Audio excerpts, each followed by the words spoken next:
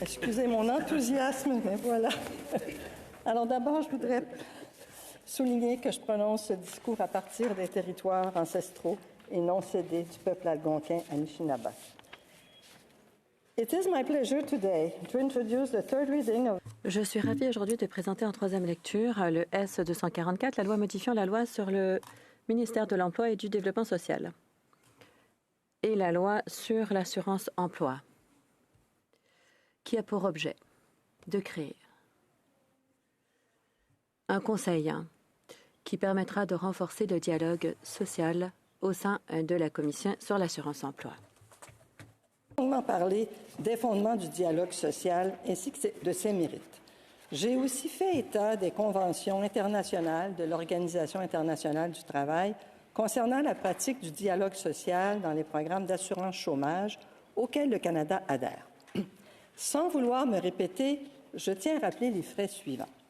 L'assurance chômage a vu le jour tardivement au Canada par rapport à l'Angleterre, où c'était 1911, et dans plusieurs pays européens.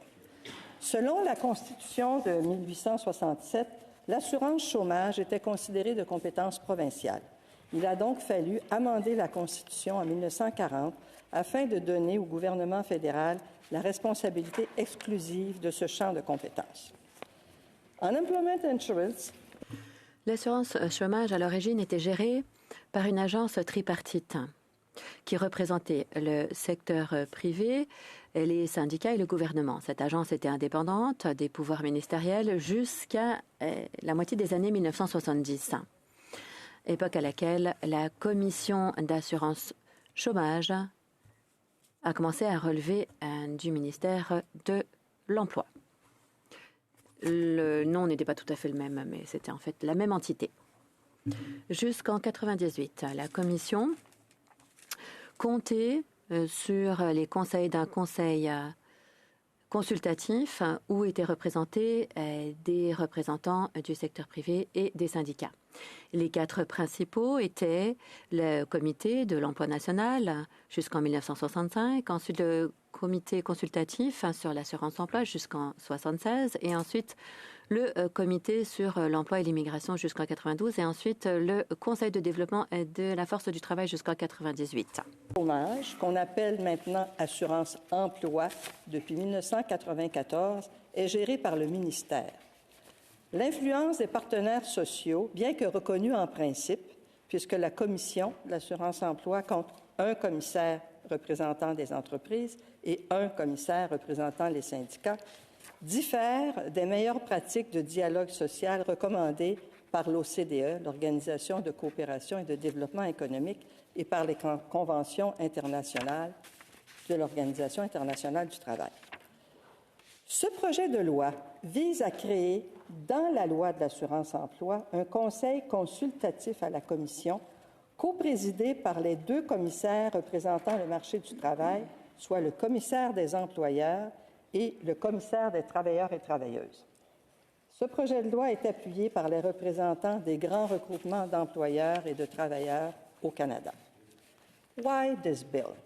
Pourquoi avons-nous besoin de ce texte? En deux mots, pour améliorer l'efficacité de la Commission.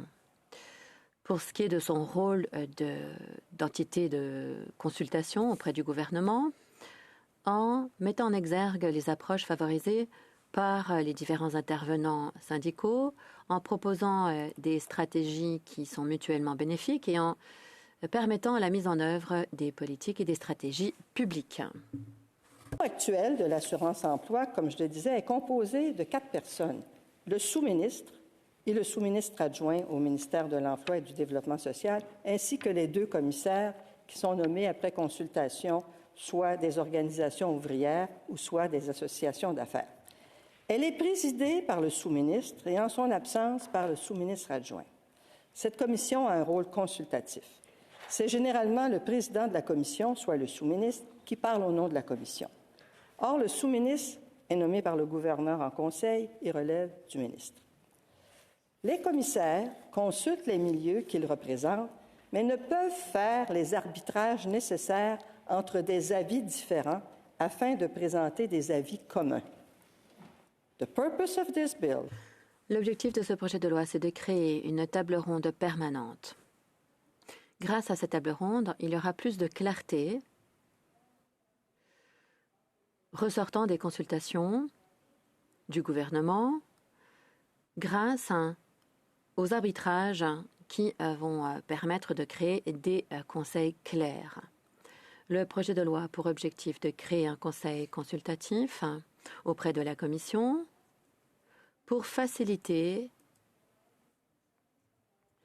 la production de conseils consensuels en fonction de l'expérience sur le terrain et de l'expérience émanant du secteur privé et des syndicats. Déclinent à l'échelle nationale, provinciale, sectorielle et locale, sont ancrés sur le terrain et recueillent de l'information qualitative essentielle pour la formulation de politiques, ce qui complète et donne un sens aux données statistiques. I would like to share a quote. Permettez-moi maintenant de vous faire part d'une citation du feu professeur Donna Woods, qui a pris la parole lors de la table ronde organisée par la Fondation Atkinson. Elle a dit « Tous les gouvernements ont besoin d'infrastructures de connaissances de grande qualité pour alimenter le développement de politiques et leur mise en œuvre. » Ce qui inclut des organes consultatifs permanents et ad hoc qui donnent au gouvernement des informations, des faits, des analyses fondées sur les faits. Et les corps consultatifs permanents jouissent d'expertise à long terme et peuvent permettre au gouvernement de demander des conseils davantage spécialisés. C'est dire que l'assurance-emploi a des conséquences sur la gestion des ressources humaines dans les entreprises. Elle influe également sur les décisions d'investissement en capital humain des travailleurs et travailleuses. Tout changement au programme d'assurance-emploi entraînera des conséquences positives ou négatives dans les décisions des entreprises et de la main-d'œuvre. D'où l'importance de tenir compte des besoins des entreprises et de la main-d'œuvre. Après tout, ils financent, par leurs cotisations, la totalité de ce programme, dont les dépenses sont autour de 30 milliards de dollars données de 2021. Mais quels sont les besoins de la main-d'œuvre et des entreprises? Le contexte économique a changé depuis la création du programme en 1940 et depuis la dernière grande réforme de 1994. Le vieillissement de la population et les pénuries de main-d'œuvre associées, la crise climatique, les défis technologiques liés à l'utilisation de l'intelligence artificielle, pour ne nommer que ces facteurs, nécessitent des investissements majeurs dans le développement des compétences qui est en grande partie sous juridiction provinciale. Outre le besoin de soutenir les revenus des travailleurs et travailleuses lors d'interruptions involontaires d'emploi, ce qui est à l'origine de l'assurance chômage, les Canadiens ont aussi besoin d'améliorer leurs compétences. L'enjeu du développement des compétences est souvent sous-estimé dans les débats publics et dans les campagnes électorales. Ainsi, d'expérience, j'ai constaté que certains politiciens pensent souvent que les Canadiens ne veulent pas se former et conséquemment évacuent cette préoccupation de leur plateforme électorale en pensant qu'elle est électoralement peu rentable. Mais comment les besoins de formation sont-ils perçus par les Canadiens? En dernière analyse, ce sont les Canadiens qui ont à faire face aux défis qui se posent devant eux. Ce sont eux qui ont à se former. Mais comment perçoivent-ils leurs besoins de formation? Pour tenter de répondre à cette question, j'ai entrepris en décembre 2019 un sondage avec la firme Nanos sur cette question. En 2023, j'ai demandé à la même firme Nanos d'actualiser les résultats de ce sondage afin de savoir si la pandémie et la pause économique subséquente avaient changé les perceptions des Canadiens sur leurs besoins de formation et sur les menaces que font planer les changements technologiques et climatiques sur leur emploi et leur occupation.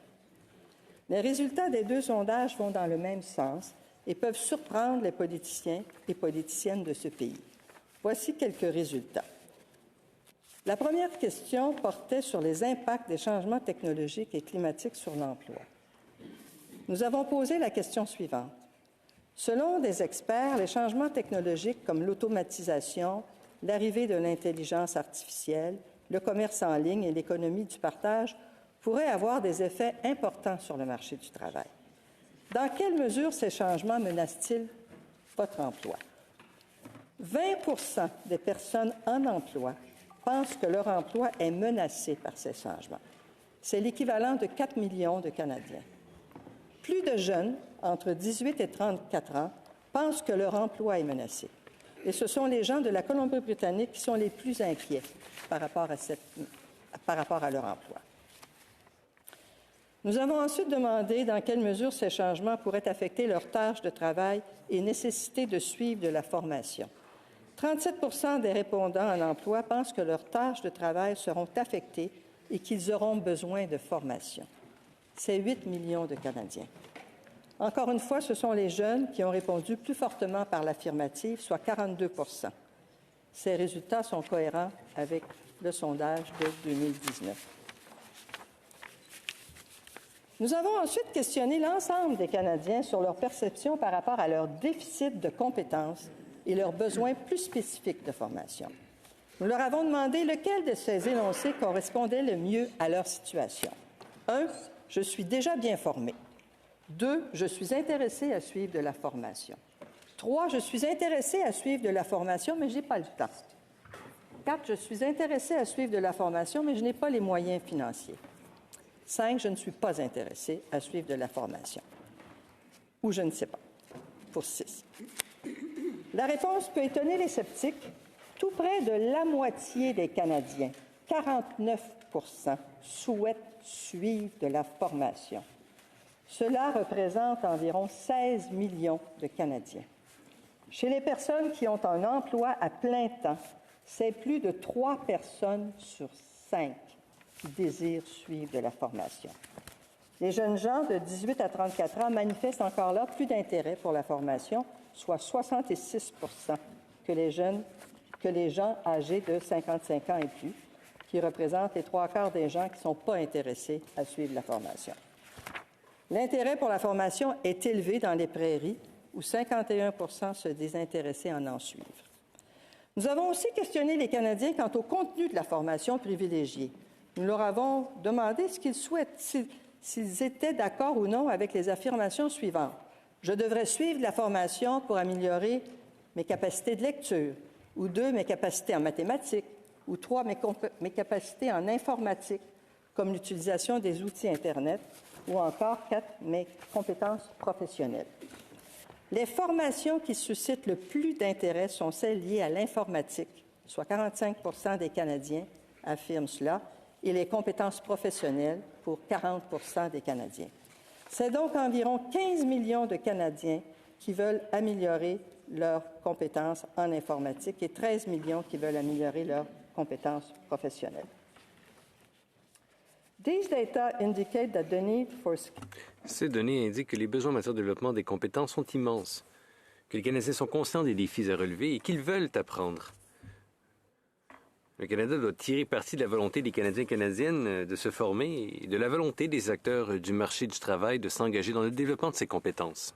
Le programme d'assurance chômage est déjà mis à contribution pour relever les compétences de la main-d'œuvre. Il soutient les revenus et finance les dépenses de formation pour l'adaptation de la main-d'œuvre. Mais les employeurs et les travailleurs et travailleuses qui sont les bailleurs de fonds d'assurance-emploi et les seuls cotisants au régime, je le répète, souhaitent que le régime en fasse plus et mieux face aux importants défis qui se dressent. Dans le contexte de la partie 2 de l'assurance-emploi, où plus de 2,5 milliards de dollars sont investis par année à travers les ententes de main-d'œuvre, l'assurance-emploi constitue en fait la pierre d'assise du financement de la formation de la main-d'œuvre au Canada. Or, pour l'avenir économique du Canada, il est de plus en plus clair que le développement des compétences est un levier stratégique.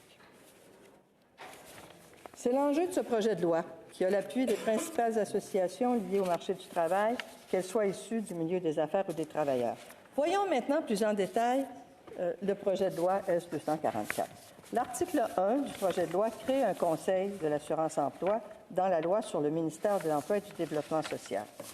L'article 2 modifie la même loi afin de préciser dans un seul article les attributions actuelles de la Commission, lesquelles sont décrites ici et là dans les différents articles de la loi.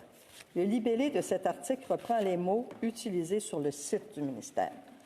Je vais résumer brièvement les précisions sur les attributions de la Commission. Ce sont observer et évaluer l'aide offerte au titre de la loi sur l'assurance-emploi et présenter un rapport annuel de son évaluation au ministre qui le dépose devant le Parlement. C'est examiner et approuver les politiques en matière d'administration des prestations d'emploi et des mesures de soutien prévues par la loi sur l'assurance-emploi et prendre des règlements en vertu de la présente loi. C'est retenir les services d'un actuaire pour établir les prévisions et les estimations actuarielles. C'est fixer pour chaque année le taux de cotisation à l'assurance-emploi et c'est de travailler de concert avec le gouvernement de chaque province à la mise sur pied et à la mise en œuvre de prestations et de mesures liées à l'assurance-emploi. La Commission pourrait bénéficier de l'apport d'un conseil aviseur pour s'acquitter de ses fonctions, notamment ses fonctions d'observation, d'évaluation, d'examen, d'approbation des politiques, de règlement et de liaison avec les provinces. C'est très important. Clause 4 constitute the body of... L'article 4 constitue le corps du projet de loi. Il modifie la loi sur le ministère de l'Emploi et du Développement social en créant une partie 3.1 à cette loi concernant le Conseil de l'assurance-emploi. Cette partie se lit comme suit. Le Conseil de l'assurance-emploi est constitué pour fournir conseils et recommandations à la Commission de sa propre initiative ou à la demande de la Commission sur toute question touchant les attributions de la Commission sous réserve des restrictions prévues par la Commission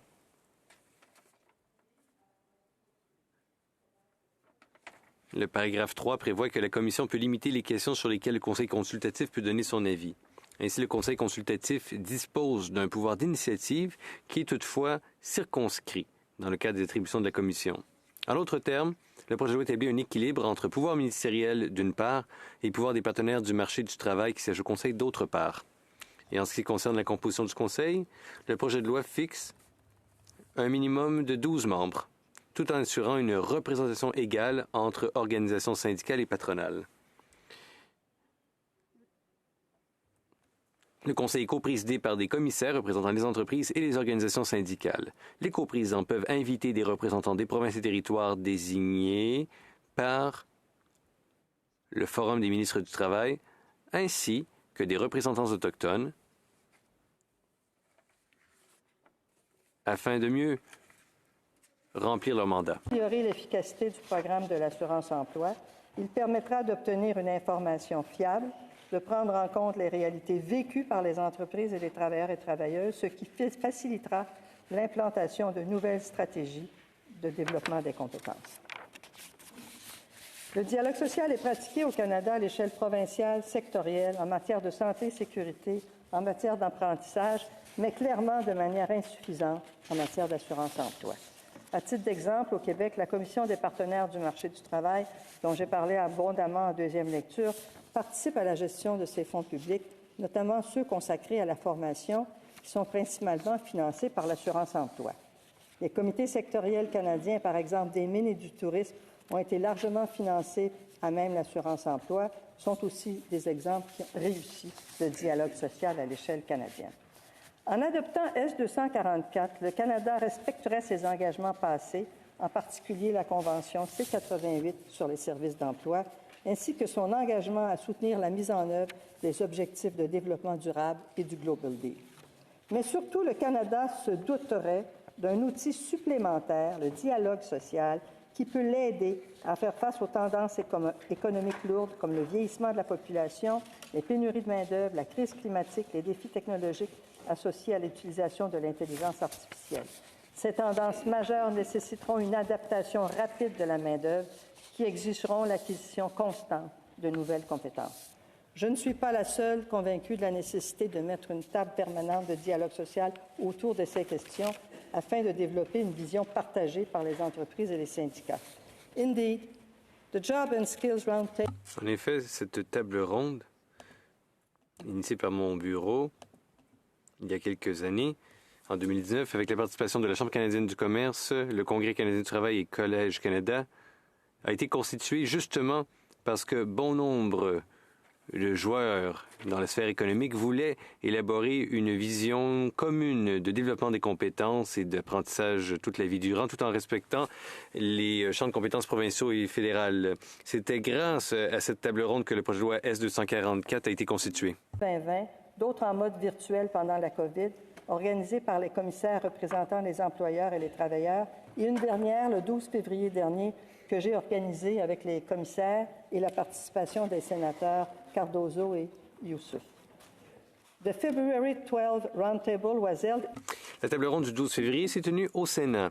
Les organisations suivantes ont participé aux discussions qui visaient à fournir une mise à jour sur le projet de loi S-244. Du côté de la communauté des affaires, la Chambre de commerce du Canada, la Fédération canadienne des entreprises indépendantes, le Conseil du patronat du Québec, le Conseil d'entreprise du Canada, le Canadian Home Builder Association et exportateurs et manufacturiers canadiens.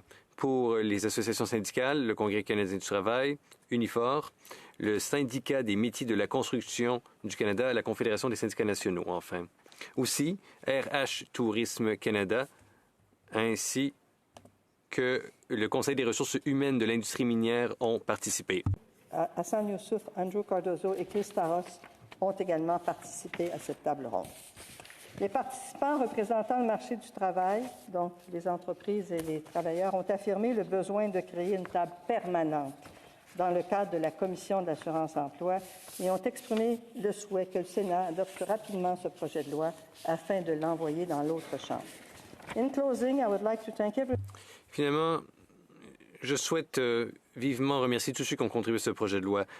En plus de ceux que j'ai mentionnés il y a quelques instants, j'aimerais aussi remercier particulièrement Perrin Beatty, Diana Palmerin Velasco et Léa Nord de la Chambre de commerce du Canada, Béa Brusque, ainsi que Hassan Youssouf, le sénateur, ainsi que Chris Robert. J'aimerais aussi remercier Jasmin Guénette de la Fédération canadienne des entreprises indépendantes, ainsi que Aaron Harrison de Unifor.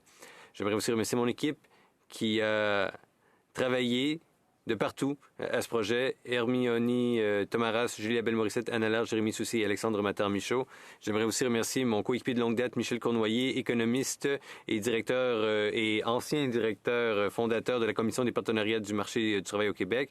Dernier mais non le moindre, les deux commissaires à l'assurance-emploi, Pierre Laliberté pour les organisations syndicales, comme on les appelle dans la loi, et Nancy Healy, commissaire pour l'Organisation des employeurs, qui veulent continuer le dialogue social-entrepris. C'est un outil puissant qui permet de mieux comprendre les besoins du marché du travail et d'implanter les meilleures solutions dans un contexte où l'adhésion des acteurs est indispensable à la réalisation d'une prospérité partagée. Et vous avoir convaincu que la constitution d'un conseil aviseur à la Commission de l'assurance-emploi est un pas dans la bonne direction. Merci. Thank you, Miigwech.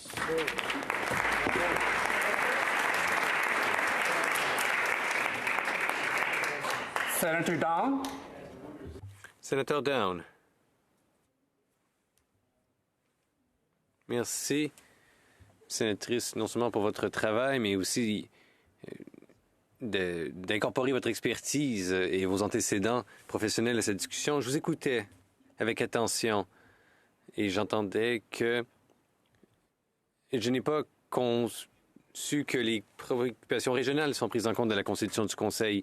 Il y a des entreprises insulaires à l'île du Prince-Édouard, mais ce qu'on n'a pas, c'est des organisations pan-canadiennes. Chez nous, on n'a pas des groupes d'affaires d'envergure nationale. Alors, comment, au sein du Conseil consultatif, peut-on voir refléter les enjeux importants d'assurance-emploi qui découlent des économies saisonnières? Merci de votre question, sénateur Down. Cette table ronde de 12 personnes, telle que prévue par le projet de loi, peut inviter des représentants des provinces, de toutes provinces. On peut entendre ces représentants et ces 12 membres peuvent inviter à la table des groupes autochtones pour que le Conseil comprenne mieux les besoins de ces groupes. C'est de cette façon qu'on axe nos efforts sur les besoins des régions. Si les organisations de votre province ne sont pas organisés à l'échelle provinciale sous l'égide d'un groupe ou d'un autre, d'une chambre de commerce.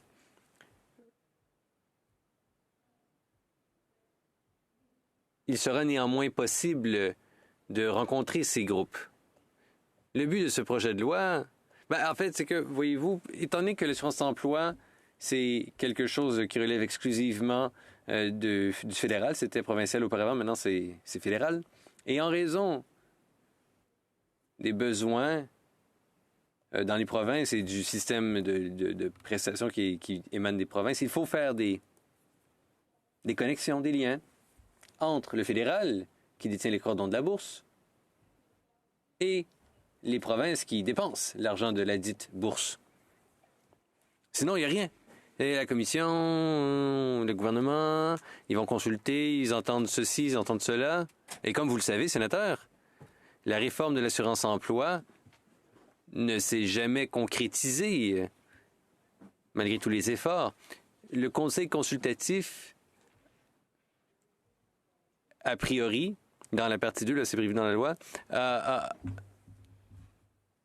a pour raison d'être, là, d'améliorer les choses. Mais oui, au fil du temps, pourrait là, étendre son influence. Alors oui, ça permet au gouvernement de proposer des stratégies de développement pour les régions. Voilà qui est ma réponse. Sénateur Down, je vous remercie de votre réponse, sénatrice. Je pense que votre projet de loi serait encore plus robuste s'il y avait une exigence voulant que les régions et les provinces puissent être représentées de facto plutôt que de dire peut-être qu'on va les inviter. Par exemple, à l'île du Prince-Édouard, il est important d'avoir des voix du secteur agricole et du secteur des pêcheries, étant donné le travail saisonnier. Et bon, j'ai des collègues comme le sénateur Black qui en connaît davantage sur le secteur agricole, mais il n'y a pas beaucoup de fermiers qui labourent les champs aujourd'hui à l'île du Prince-Édouard au mois de février. Et idem pour l'industrie de la pêche. En 2021, Ernst & Young a signé un rapport. Il disait que les exportations, l'île du Prince-Édouard, c'est 1 milliard de dollars. Voilà une partie capitale de l'économie. Mais il n'y a pas beaucoup de pêche qui se fait au mois de février. Il faudrait donc entendre ces voix au sein du conseil consultatif, au sein de la commission. Peut-être vont-elles être entendues, ces voix, mais il y a un réel risque qu'elles ne soient pas entendues. Je pense qu'on devrait bonifier le projet de loi en s'assurant que ces voix soient reflétées. N'êtes-vous pas d'accord? Réponse, non, je ne suis pas d'accord, sénateur Down. C'est des enjeux que nous avons envisagés. C'est un projet de loi qui n'est pas le mien. C'est un projet de loi qui émane des organisations, de l'organisation des employeurs, des syndicats. On a travaillé... c'est un travail de longue haleine, plusieurs scénarios qui ont été proposés. Voilà le scénario qui a été retenu, le scénario réalisable. Bref, c'est ainsi que le projet de loi est proposé, c'est ainsi qu'il est constitué. Le lien avec les provinces se fait par l'entremise du conseil consultatif qui peut décider d'inviter des industries, des représentants de certains secteurs, de régions. Ils peuvent inviter les observateurs qu'ils veulent pour discuter des enjeux qu'ils veulent.